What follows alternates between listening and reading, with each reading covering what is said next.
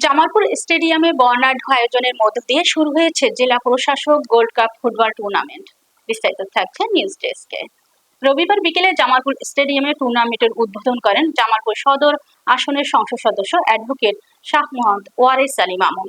এ সময় উপস্থিত ছিলেন সংসদ সদস্য মুস্তাফিজুর রহমান বাবুল, জেলা প্রশাসক মোহাম্মদ ইউসুফ আলী সহ জেলা ক্রীড়া সংস্থার নেতৃবৃন্দ। উদ্বোধনী খেলায় মুখোমুখি হয় জামালপুর সদর ও মাদারগঞ্জ উপজেলা দল।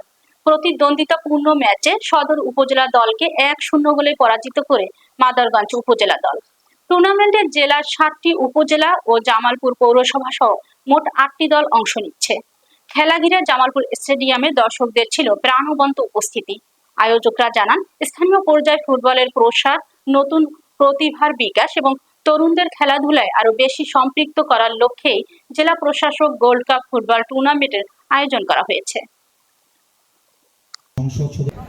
জেলা প্রশাসক গোল্ড কাপ ফুটবল টুর্নামেন্টের আজকের এই শুভ বার্ষিক জীবনে আমরা অত্যন্ত আনন্দিত হয়েছি। আজকের এই মঞ্চে আমাদের শুরু হতে যাচ্ছে। আমরা করতালি দিব সবাই। দর্শক মণ্ডলী দেখতে পাচ্ছেন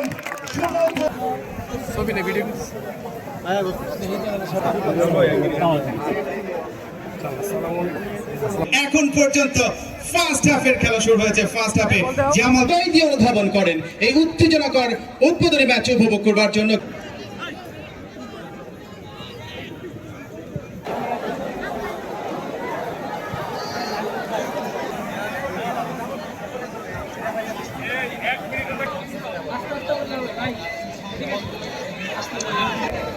জার্সি নাম্বার শিশির সামনে দিয়েছেন, উদ্দেশ্য ওখানে গোছানো ফুটবল উপহার দেওয়ার চেষ্টা করছে।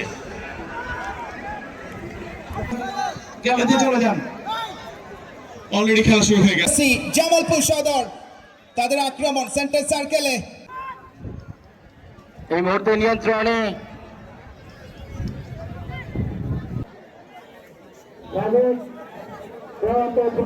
ভরপুর প্রিয় জেলা জামালপুর। জামালপুর জেলার সবচেয়ে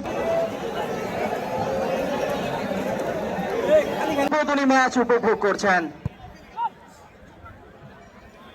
বড্ড মিস হয়ে গেল। ব্ল্যাক ডায়মন্ড রিমো উদ্দেশ্য ছিল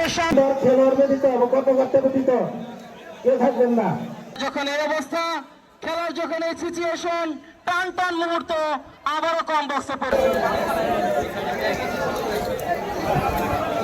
ব্ল্যাক ডায়মন্ড রিমো। দেখা যাক কি হয়। চেষ্টা করতে